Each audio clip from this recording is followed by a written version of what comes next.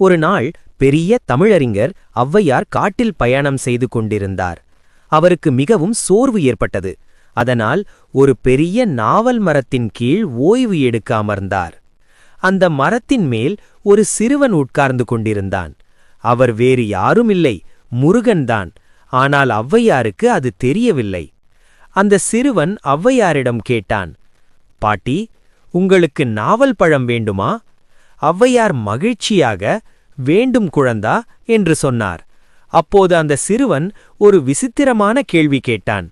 பாட்டி, உங்களுக்கு சுட்ட பழம் வேண்டுமா, சுடாத பழம் வேண்டுமா?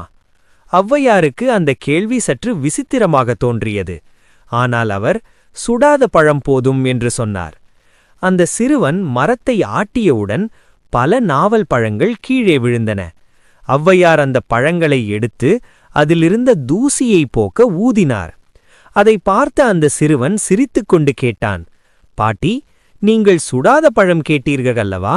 அப்படியானால் ஏன் அதை ஊதுகிறீர்கள்? அப்போதுதான் ஔவையார் புரிந்து கொண்டார்.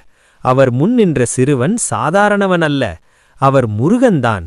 ஔவையார் உடனே தலைவணங்கி முருகனை பணிந்தார். இந்த நிகழ்வு நமக்கு ஒரு பெரிய உண்மையை கற்றுக் கொடுக்கிறது. ஞானம் என்பது வயதினால் மட்டும் வருவதில்லை, தெய்வ அருளாலும் ஞானம் கிடைக்கும். முருகன் அருள் அனைவருக்கும் கிடைக்கட்டும்.